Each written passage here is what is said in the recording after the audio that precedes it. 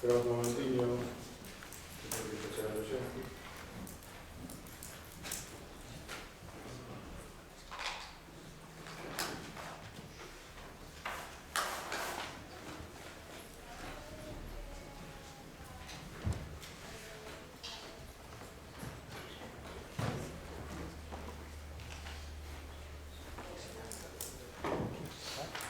Bueno, unhos minutos xa de cortesía.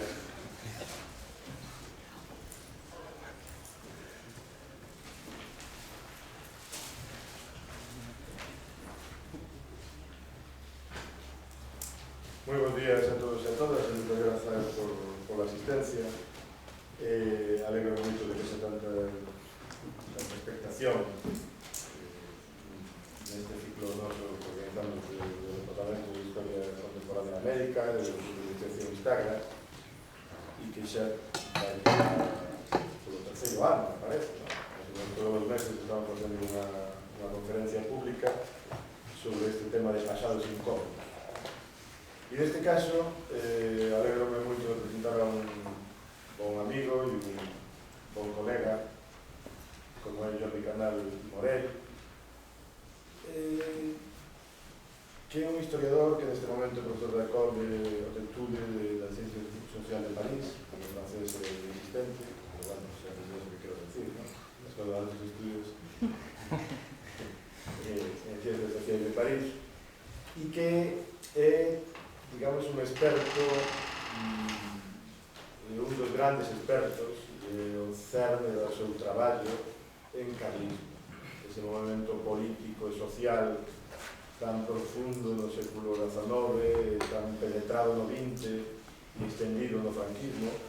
e que, bueno, pues, él, como Julio Aróstegui, como muchos outros autores, e en algún caso traballando conjuntamente na nova publicación, estudaron dunha nova forma, entenderon dunha nova forma, desentrañaron en términos culturais e políticos, sobre todo para explicar como era algo que permitía tanto tempo. Nesse sentido, bueno, foi un dos grandes renovadores dos estudios sobre a dereita española, sobre o carlismo tamén, e sobre as formas culturais que adquiriu. Ele estudou na mellor escola, unha das mellores escolas contemporaneistas españolas, a Autónoma de Barcelona, foi discípulo, entre outros, de Jesús María Fradera, xente moi renovadora, moi innovadora. Eu creo que conserva, e conservou sempre hasta este momento, polo menos, ese impulso inconformista e renovador. Aparte dos seus traballos sobre carlismo e sobre guerras carlistas, ten unha liña de traballo moi interesante sobre historiografía, que hai xa bastantes anos, e por citar un libro recente, pois, la historia es un árbol de historias, historiografía política e literatura. O último libro, que é este que teño diante, que é un pouco que vamos a facer hoxe, discutir alrededor del, e o que ele plantexa, é un libro sobre unha breve historia de Cataluña, que a mí me recordou cando leí, bueno, salió de pouco, pero tuve ocasión de como regalarse aí pouco máis de mes e medio no Congreso de Historia Rural Europeo de Girona, gironés, entonces foi básicamente está en París ou en Girona, e recordou un pouco, digo, a historia de España de Pierre Vilar, así no, digamos, no formato, no enfoque, ou a historia de Galicia de Villares, na forma de intentar estudar o conxunto desde os primeiros tempos hasta o presente da historia de un territorio, neste caso unha nación, unha nacionalidade, ou un territorio que ten diferentes formas e diferentes aspectos ao longo do tempo. O libro sale nun momento, ademais, moi significativo e no medio de un debate ideolóxico, político, cultural, historiográfico bastante forte, ¿no? E donde a posición de Jordi pues, aquí porá, ¿no? E que forma parte de esa discusión e que, bueno, despois de súa intervención teremos ocasión de discutir neste templo da liberdade que, como non falábamos, estaba indagando sobre quen nos rodea moito rei, e ele asombrado descubría, sendo que non foi bon fisonomista, pero como bon historiador da zona, descubriu a Amadeo de Sabón, que é bastante increíble que desde o ano 1873 hasta hoxe, desde que foi rei, sigamos tendo un retrato dun rei elegido democráticamente e revolucionario, a pesar de todo o que pasou. Que eso indica de alguna forma que a universidade é unha institución con continuidades, pero tamén con libertad. Cambian os gobernos, ven a restauración, pero aquí sigue o retrato de Amadeo de Salón. A pesar de que vai ser sustituídos polos bocóns, por aquel, este. E, bueno, eu creo que eso é un bon retrato do que este espacio e do que aquí vamos a facer hoxe para discutir sobre asuntos importantes e historiográficamente decisivos. Cuando queira, bien, buenos días. Es un placer estar aquí, no es la primera vez, es un placer siempre estar aquí en la Universidad de Santiago y por todo agradezco mucho a Lorenzo que me haya dado esta posibilidad de mantener, digamos, hacer esta conferencia, de mantener esta charla con ustedes sobre una cuestión que a mí particularmente me preocupa desde hace un cierto tiempo, que es cómo escribimos la historia y muy particularmente, digamos, las relaciones, en el caso de Cataluña, en el siglo XX y principios del siglo XXI entre historia y nacionalismo. Entonces, de eso es de lo que voy a intentar hablar. Historia de Cataluña, nacionalismo, partiendo un poco del libro, de este libro que acabo de publicar. No les voy a contar el libro, evidentemente, sino más bien, digamos, una preocupación que está detrás del libro, que aparece en algunos momentos en el libro, pero que yo no desarrollo explícitamente en el libro, pero que sí fue una de las cosas que más me costó, para decirlo de alguna forma, más me costó a la hora de escribir esa historia de Cataluña. Era cómo escribir una historia de Cataluña, una historia mínima en este caso, una breve síntesis de la historia de Cataluña que no estuviera determinada de alguna manera en origen, que es el problema que a mí me parece que tiene buena parte de las historias de Cataluña que se han hecho desde prácticamente el siglo XIX. Es decir, son historias que podríamos decir que ya conocemos prácticamente cómo van a terminar o cómo deberían terminar, en todo caso, luego iré matizando esas cosas. Son historias que despliegan de alguna manera el recorrido, el relato de una viejísima nación, nacida en torno al siglo IX, X, en los inicios de la época medieval, que se convierte en una de las naciones más antiguas de Europa, que tiene una expansión mediterránea que lleva de alguna manera a una suerte de construcción de unos países catalanes, de una nación extensa en torno al Mediterráneo, con puntos o con territorios incluso en Italia, en el Alguero, en Cerdeña, incluso en Grecia, y que en un momento determinado es vencida, traicionada por Castilla, entra en una época de decadencia y finalmente es vencida y subyugada por España en 1714, que luego todavía va a renacer como nación en el siglo XIX, en la Renascença, y luego con la aparición del nacionalismo moderno en torno a Prat de la Riba, empezaría, digamos, esa nación iría desarrollándose de nuevo, hasta un futuro que no está escrito, pero que pasa por la conversión de esa nación en Estado. Ese es el relato, de alguna manera, que contienen las historias de Cataluña escritas desde el siglo XIX. Evidentemente las del siglo XIX no introducen ese final de la nación, que todavía no son historias nacionalistas. Las historias de los Balaguer, Bofarull y compañía son obras de autores que, tomando la denominación tomando los términos de Fradera, son autores que todavía están en la época del doble patriotismo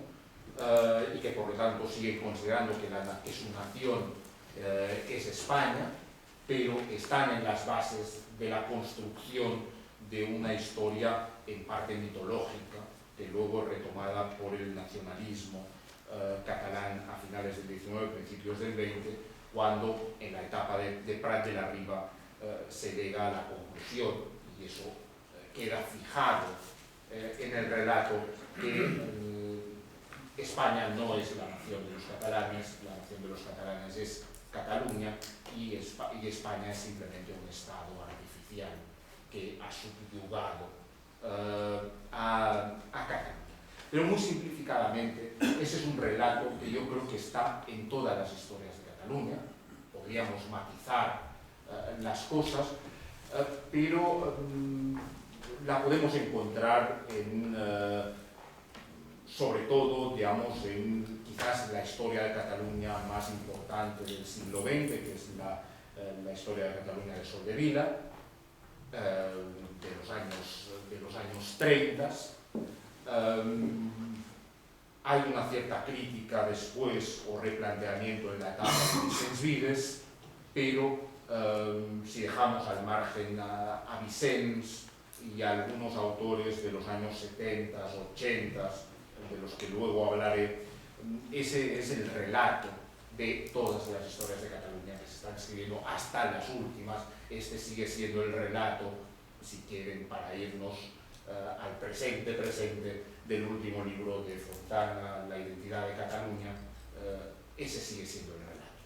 La nación, Cataluña, la identidad catalana viene del siglo IX, y ahí hay todo un proceso de caídas, remontadas,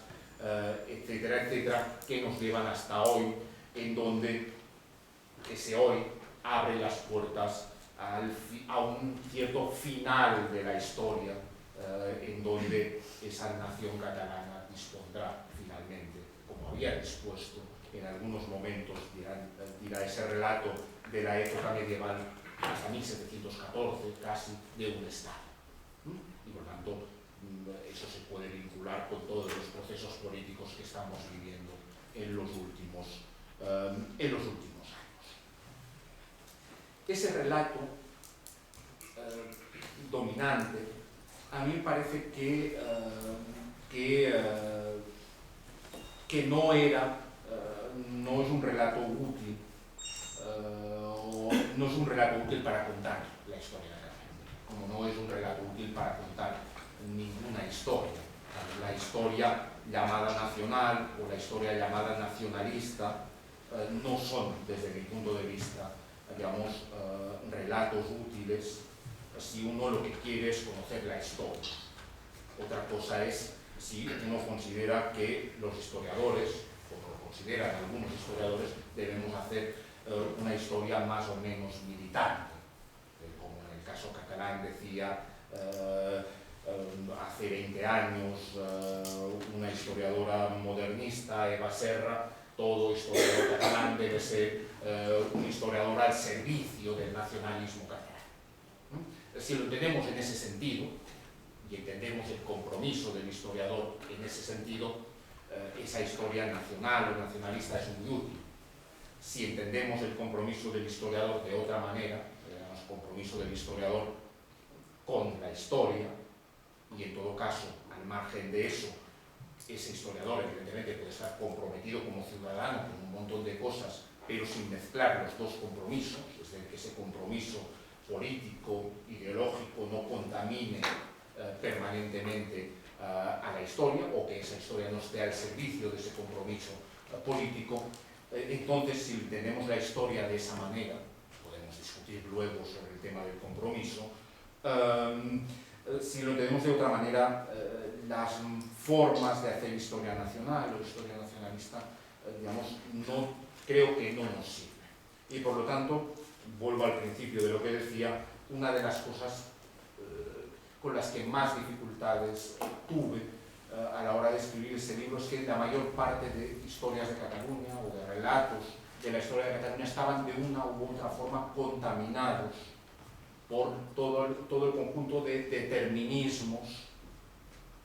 que tenía una historia nacional. Determinismos sobre hacia dónde va la historia, esa historia que es el despliegue de la nación hasta unir la nación y el Estado, es un juego, una utilización de términos como mínimo dudosa, es decir, ¿qué queremos decir cuando decimos que Cataluña era una nación en el siglo XI, o qué queremos decir cuando decimos que Cataluña era un Estado en el siglo XVI? Entendemos lo mismo por nación y por Estado para ese momento que para el siglo XX o XXI, estamos haciendo transposiciones o no, que entendemos por democracia, cuando se dice que ahora está muy de moda entre cierta historiografía catalana, decir que la sociedad catalana de antes de 1714 era profundamente democrática, o como dicen otros, matizando, más civilizada en todo caso que la castellana, como me dijo una de las intelectuales del nacionalismo en un programa de televisión hace poco, Pilar Rahola, quizás no sea democrática, pero éramos mucho más civilizados. Es decir, ¿qué hacemos cuando aplicamos términos del presente al pasado? Y yo creo que hay una contaminación de la historia, y por lo tanto yo, digamos, dije en algún momento, no sé si lo he conseguido, dije en algún momento que a mí me gustaría hacer una historia normal. Digamos, normal en el sentido de que no hubiera tanto presupuesto, prejuicio, que pudiéramos discutir las cosas, que podían ser de esa manera, pero podían ser de otra, que no necesariamente había que leer todo el pasado de Cataluña en una clave nacional, que se podía leer en múltiples claves, ¿no? Y por lo tanto es sobre eso sobre lo que quería un poco reflexionar, es decir, cómo se ha llegado, en el caso de la historia de Cataluña, digamos, a esa comunión permanente entre historia de Cataluña y nacionalismo catalán, que parecía que después de Vicens Vives, o como mínimo después del primer Vicens Vives, eso iba a diluirse, que eso iba a diluirse también en la época de nuestros maestros, los 70s, 80s, en la que todos nuestros maestros cazaban mitos y buscaban desmitificar la historia, pero que finalmente en los años 90 hemos vuelto a eso, y algunos de aquellos desmitificadores de los años 70 y 80 hoy son los grandes mitificadores. Es decir, ¿qué ha ocurrido en la historia de Cataluña para que finalmente, y esa sería quizás una de las conclusiones, para que se haya convertido hoy, en el año 2015, en una historiografía que hace 30 años era una historiografía que considerábamos moderna, de punta, de las mejores que se hacían en España, de lo mejor que se hacía en España, a ser una historiografía que hoy prácticamente no cuenta nada en el panorama historiográfico español. Es decir, ¿qué ha ocurrido con todo eso? Y eso es, bueno, así muy simplificado, lo que quería, digamos, intentar reflexionar. Y voy a partir de un texto que a mí me parece un texto brillante, pero un texto que ha pasado muy desapercibido en Cataluña, digamos, ya no digamos fuera, porque es un texto escrito en catalán, es un texto escrito en plena guerra civil, y un poco tengo la misma sensación que con ese texto ha ocurrido lo mismo que ha ocurrido con algunos autores que escribieron en el mismo momento y que han sido olvidados durante mucho tiempo. Pienso, por ejemplo, en Chávez Nogales. Es decir, ese tipo de autores que escriben en plena guerra civil o en torno a la guerra civil y que no convencen ni a los unos ni a los otros, y que son condenados por los unos y por los otros, y que por lo tanto de alguna manera evidentemente no defienden el franquismo, y por lo tanto el franquismo les olvida, pero tampoco defienden las tesis fundamentales de la oposición al franquismo, y por lo tanto tampoco les conviene, digamos, recurrir a ellos. Chávez Nogales podría ser el buen ejemplo entre el periodismo y la literatura. El autor que yo voy a citar es Gaziel, otro periodista,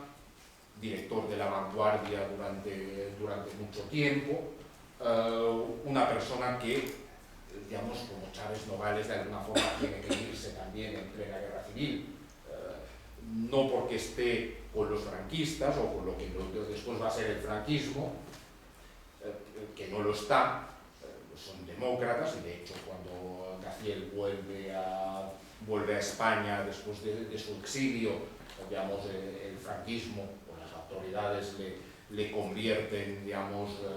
le hacen renunciar al periodismo, a escribir en la prensa, y puramente encuentra un trabajo en una editorial, una cosa gris, y así pasa toda su vida en el franquismo, pero como ha sido director de La Vanguardia, digamos, anarquistas y comunistas de la revolución del 36 en Barcelona, digamos, le amenazan de muerte, y como muchos otros, como amigos suyos, como Josep Pla y otros, digamos, se van al exilio. Y en 1938 él escribe un artículo que se llama Por una introducción a una nueva historia de Cataluña, introducción a una nueva historia de Cataluña, lo escribe en el año 38 en París, y es un artículo que, inédito, digamos, no se publica en ese momento, se publica por primera vez en el año 1970 en la obra catalana completa del autor, y luego se ha reeditado otra vez en una recopilación de textos de Gaziel que se llama ¿Qué tipo de gente somos?, Quina mena de gent som, 4 ensayos sobre Cataluña y los catalanes. Entonces es un texto que ha pasado totalmente desapercibido por unos, por una parte, y por la otra, digamos, con ningún interés para rescatarlo. Y lo que plantea en ese pequeño ensayo Gaziel es una serie de reflexiones después de haber releído ya en París la historia de Cataluña de Soldevila. La historia de Cataluña de Soldevila se publica en 3 volúmenes entre 1934 y 1935, y ahí, en el año 38, él hace una relectura en profundidad del libro. Dice que es un trabajo excelente, porque tiene mucha información, buena técnica histórica, un estilo claro y preciso, y dice, lo define como uno de los libros más bellos, al tiempo que bien construidos, que puedan leer los catalanes, inflamado todo de fe catalanesca, dice él, de la fe ciega del patriotismo. Y ese libro, tan bello, tan bien escrito, presenta, decía Gaziel, un problema. Y es que no es exactamente la historia de unos hechos, sino un deseo maravilloso construido con los hechos, que es otra cosa distinta. O, dicho de otra manera, dice, la historia de Soldevila no es la historia de Cataluña, sino la historia del sueño de Cataluña, que es algo distinto. Y por lo tanto, digamos, los hechos, para decirlo de alguna forma, nos dice existen, pero son atribuidos a una entidad que no ha existido nunca, es decir, Cataluña como Estado, para la época medieval y moderna. Por lo tanto, es cierto, los hechos han existido, pero con esos hechos construimos una historia que no es la historia real, sino la historia de ese sueño, de esa Cataluña que que va avanzando. Y dice él, cuando termine la guerra, era un poco su mensaje, dice, habrá que escribir otra historia de Cataluña. Y él dice eso en el año 38, porque él había discutido con Cambó, que Cambó crearía una fundación específica en la que se escribiría esa historia de Cataluña. Evidentemente, luego las cosas terminan como terminan y la guerra termina como termina, y eso nunca se va a hacer, pero el proyecto era constituir un equipo de historiadores para escribir una nueva historia de Cataluña, y él insistía mucho en que esa nueva historia de Cataluña debía ser una historia de Cataluña de lo que, dice él, de lo que fue Cataluña, no de lo que debería haber sido, o de lo que quisiéramos que fuera. Es decir, una historia de lo que fue, y dejarnos de una vez de escribir sobre ese sueño de Cataluña. Y, por ejemplo, insistía mucho en el tema de decir que Cataluña en el pasado, en los últimos 1000 años, decía, nunca había existido como entidad política. Los catalanes fueron siempre, dice él, incapaces de construir un Estado, una entidad política propia, exclusiva, que se llamara Cataluña. Y por lo tanto, en ningún momento este último término, ni Cataluña ni Estado, esos términos habían tenido en el pasado el sentido ni el contenido que se les daba desde la época de la Renascença en Cataluña. De alguna manera, la Renascença en el siglo XIX había empezado a inventar o a construir una historia de Cataluña que no tenía nada que ver con los hechos reales de la historia de Cataluña. Y él utilizaba una imagen muy gráfica, decía, el arca maravillosa que guardaba los sueños patrióticos de los catalanes nacionalistas de su época no había existido nunca en el pasado. Entonces, esa nación, ese estado idealizado que transmitimos o que traspasamos al pasado no han existido nunca. Evidentemente, él hablará de debilidad. Estamos hablando de Gaziel, que es un catalanista. Digamos, no es una crítica que viene ni del nacionalismo español ni de nada. Es un catalanista. No me atrevería a decir, digamos, nacionalista, es un nacionalista moderado, en todo caso, catalanista y nacionalista, que está criticando la propia construcción de la historia de Cataluña. Esas historias, dice él, elaboradas desde 1870, más o menos, están pensando en Balaguer y Bofarull, narraban hechos reales, pero los atribuyen a una entidad política y orgánica que es un fantasma, que es Cataluña considerada como un Estado catalán. Por tanto, eso es simplemente, dice él, una figura mitológica, hija del moderno nacionalismo. Y la impotencia, de alguna manera, del presente, impulsa a algunos, dice él, a afirmar que en el pasado Cataluña ya fue una nación, ya fue un Estado, como los que se desean en el presente actual. Pues, puramente, digamos, en plena época del nacionalismo, se está proyectando sobre el pasado problemas del presente. Digamos, se quiere construir una nación, o se afirma que Cataluña es una nación, se afirma que Cataluña debería ser un Estado, y por lo tanto lo que hacemos es irnos hacia el pasado para decir que eso ya había ocurrido en el pasado. Cataluña había sido una nación, Cataluña había sido un Estado, y por lo tanto ese argumento histórico viene a ayudarnos en nuestros propósitos del presente. De hecho, si quieren, hagan un salto en el tiempo. El año pasado, la conmemoración del tricentenario en Cataluña estuvo lleno de declaraciones de ese tipo. Hay una, sobre todo, que Artur Mas dijo varias veces en las celebraciones, que era: los catalanes vamos a recuperar en las urnas en 2014 lo que perdimos por las armas en 1714. O cuando el portavoz en aquel momento del gobierno decía en pleno debate sobre la independencia, de cómo Europa no nos va a querer si nos independizamos, si somos una de las naciones más antiguas del mundo. Esa utilización o esa proyección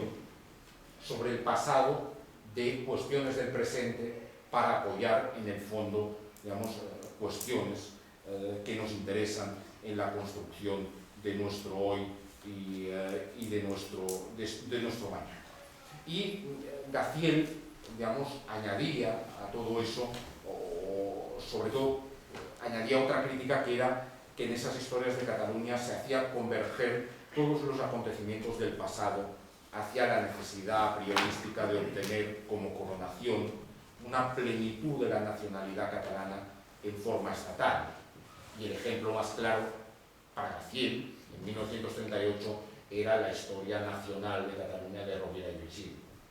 Rovira i Virgili, al que había criticado muchísimo en los 30 Vicens Vives, y que hay una gran polémica, Vicens, Rovira i Virgili en los 30, digamos, había escrito una historia nacional de Cataluña, donde el argumento es ese desarrollo de la nacionalidad hacia su plenitud en forma estatal. Y ahí Gaziel decía que con el calificativo nacional, que para él era un espejismo antihistórico, se introducía una valoración puramente actual del proceso. Decía, toda historia nacionalista, o absolutista, o fascista, o federalista, era simple y llanamente, decía Gaziel, una historia falsa. Esas historias de Cataluña, resultaban en el fondo apologías melancólicas y delirantes, obras edificantes y estimulantes, todo al mismo tiempo. Pero, evidentemente, decía él, hay que escribir otra historia de Cataluña. Esas historias de Cataluña que se han escrito tienen ese vicio de origen, son, para repetir sus palabras, no son historias de Cataluña, son historias del sueño de Cataluña. Esas historias, evidentemente, se vienen construyendo desde el 19. Es cierto que algunas conectan con algunas historias que vienen más bien del 17, los Jeroni Pujadas y otros, pero es en la época de la Renascença el gran momento de la construcción de las nuevas historias de Cataluña. La Renascença entendida como lo que fue realmente, es decir, no un paso más, digamos, en ese desarrollo, eclosión de la nación que va a ser Estado, sino un momento de un movimiento cultural que lo que pretende, de alguna manera, es recuperar, digamos, la lengua catalana para algunas expresiones literarias, sobre todo la poesía, pero no mucho más allá de eso. Detrás de él hay un proyecto que algunos han llamado provincialista, otros irían más en la línea de Fradera del doble patriotismo, de ese patriotismo catalán, pero al mismo tiempo que es patriotismo de una nación española. No hay ninguna voluntad, digamos, de cambiar radicalmente las cosas, aunque desde hoy en las historias del nacionalismo se lea, o en las historias de Cataluña se lea como los precedentes de, ¿no? Ahí puramente los Balaguer y Bofarull pueden reclamar poesía en catalán, juegos florales y otras cosas por el estilo, pero sus historias las siguen escribiendo en castellano y para ellos eso no es ningún problema. Y ellos siguen guardando el catalán para la poesía, pero las cosas que ellos consideran serias las siguen escribiendo en lengua castellana. Para ellos no es ningún problema. El problema es para nosotros, que lo vemos desde nuestro presente, pero ese doble patriotismo para ellos es normal. Y son ellos los grandes inventores de los mitos, de buena parte de los mitos de la historia de Cataluña. Y es a finales del 19, principios del 20, con el surgimiento del nacionalismo catalán, cuando todo eso retomado y releído ya en una clave nacional que excluye el doble patriotismo. Lo que está ocurriendo a finales del XIX, principios del XX, con el surgimiento del nacionalismo, digamos, es la negación de ese doble patriotismo. Digamos, no se puede ser doblemente patriota, para decirlo de alguna forma. Hay una sola nación, que no es, como nos habían dicho, España, es Cataluña. España es puramente el Estado, y a partir de ahí el gran éxito, o uno de los grandes éxitos del nacionalismo catalán a finales del XIX, principios del XX, digamos, es haber, digamos, de alguna manera, haber fijado, digamos, una historia de Cataluña acorde con esa definición política de lo que es el nacionalismo. Y ahí los Prat de la Riba como gran pensador, pero lo que va a ser primero el modernismo, pero sobre todo el noucentisme, ahí crean, digamos, un proyecto, crean una historia nacional que pretende ser la historia nacional que debe tener, o que tendría cualquier Estado, pero que debe tener una nación que aspira a ser un Estado. El modelo es España, o el modelo son los Estados-naciones europeos. Si Francia tiene una historia nacional, si España ha construido una historia nacional, ¿por qué Cataluña, que es una nación y que debería ser, y que va a ser en el futuro un Estado, por qué no debería disponer también de una historia nacional? Y eso va a ser, eso es un éxito. Y digamos, si se quiere, los dos ejemplos más claros son Rovira y Virgili, por una parte, y Soldevila, la otra. En ese sentido, desde un punto de vista puramente histórico, la historia de Soldevila es infinitamente más rica y mejor hecha, en tanto que historia hecha por un historiador mucho mejor que la historia de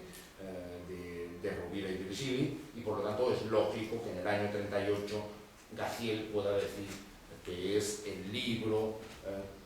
más bonito que puede leer un catalán, para decirlo de alguna forma. Además está bien escrito, además hay investigación detrás,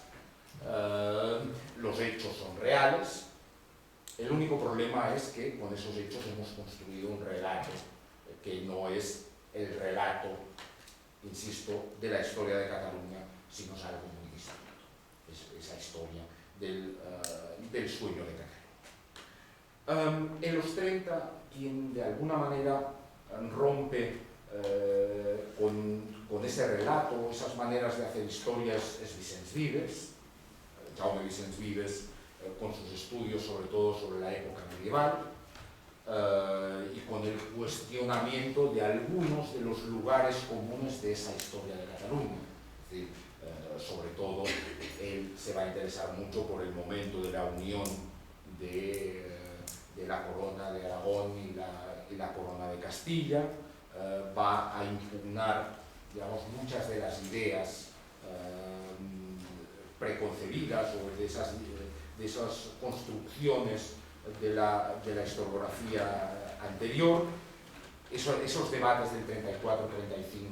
son muy interesantes. Es en el momento en que Vicens dice la única historia de verdad es la que se puede construir con hechos documentados. Plantea en ese momento en el enfrentamiento con Rovira y Virgili, un poco sugiriendo de alguna manera que Rovira y Virgili lo que no sabía, digamos, se lo inventaba, más o menos. Luego, evidentemente, viene la guerra y ese impulso de Vicens de los 30 se rompe de alguna manera, y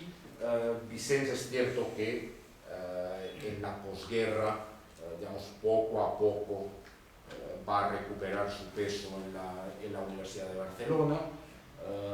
aunque es un momento complicado. Va a crear una escuela, va a ser, digamos, el gran renovador no solo de la historiografía catalana, sino española, con sus contactos con los anales y la historiografía que se hacía fuera de la península. Estamos en una época, años 40, 50, de una historiografía totalmente ensimismada o encerrada en ella misma. Él abre las ventanas, para decirlo de alguna forma, no es el único, pero quizás es el más importante, digamos, que abre las ventanas para que entre las cosas que se están haciendo fuera. Es cierto también que habría que distinguir quizás entre el Vicens de los 30 y el Vicens de los 50. Y lo dejo puramente apuntado, porque no,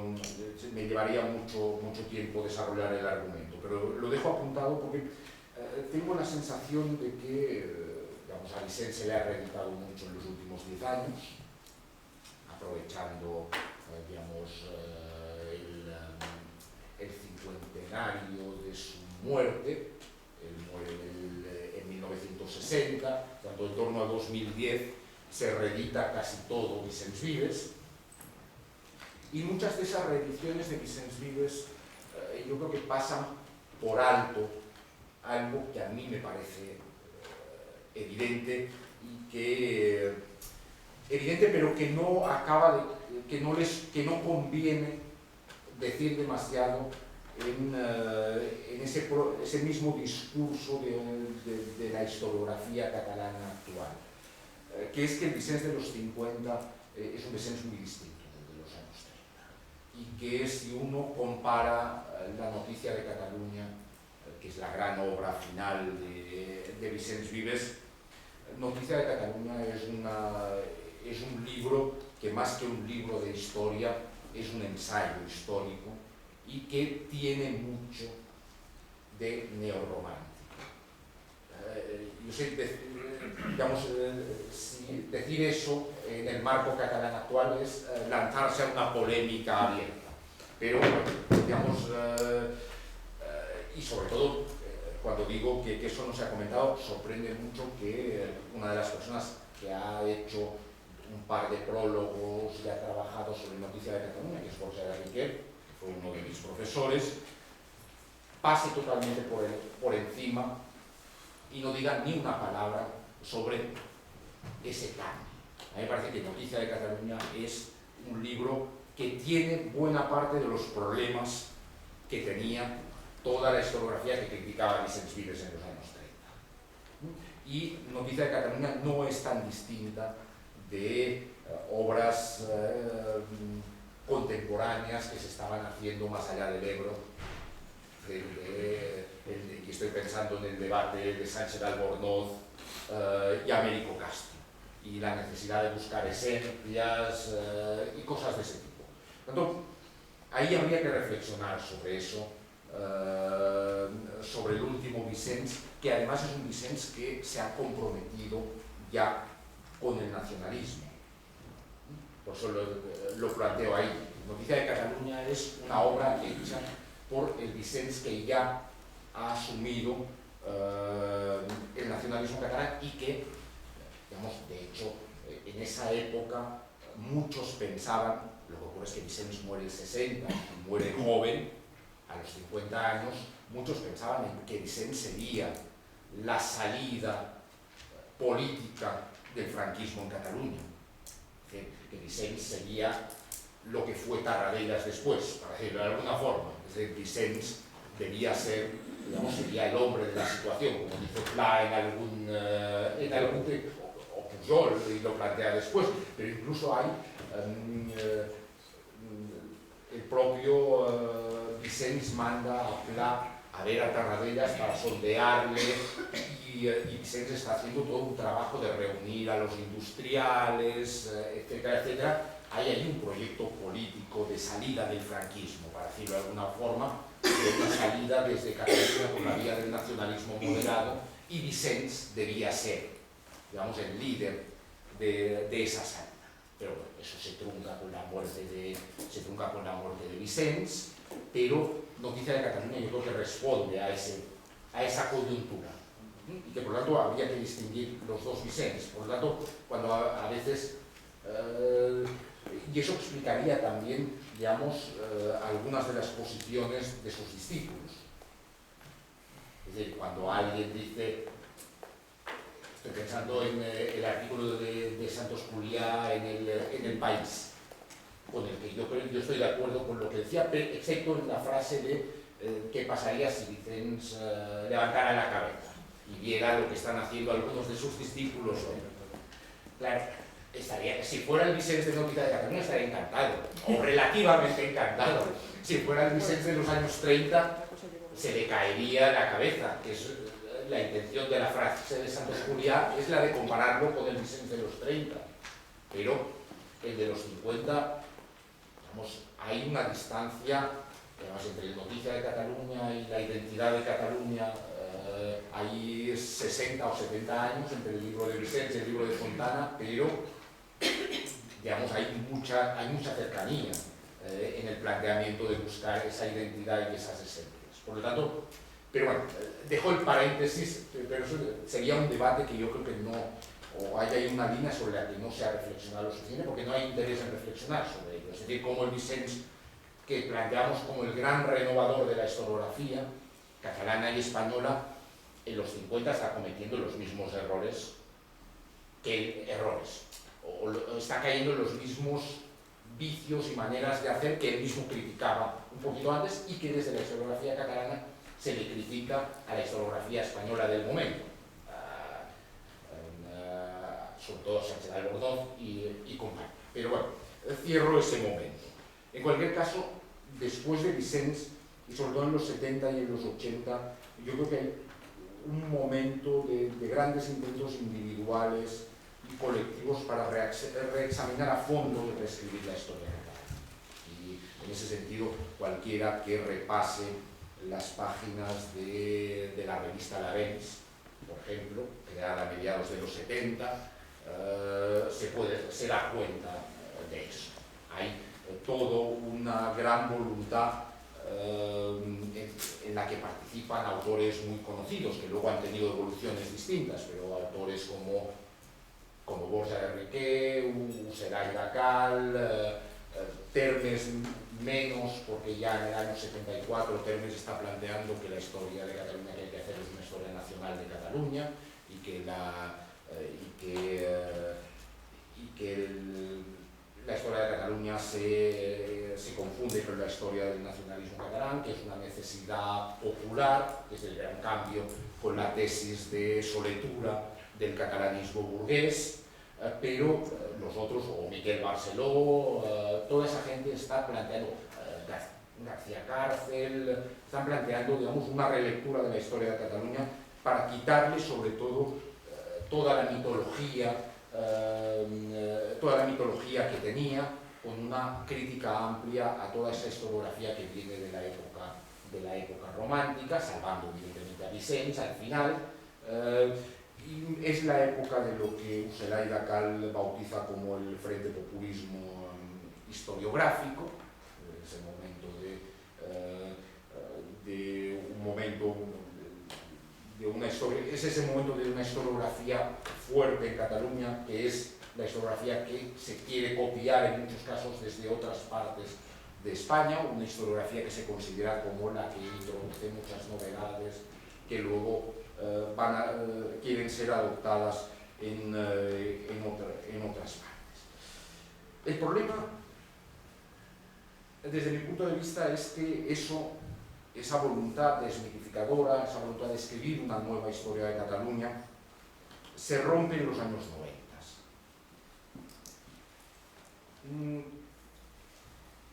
Yo me atrevería a decir que se rompe entre el año 89 y el año 93. Digamos, nadie lo ha estudiado, sería un tema que valdría la pena, y yo creo que nadie lo ha estudiado porque dejó muchas heridas en Cataluña y en la historiografía catalana que todavía se viven. Pero entre esos años ocurren varias cosas.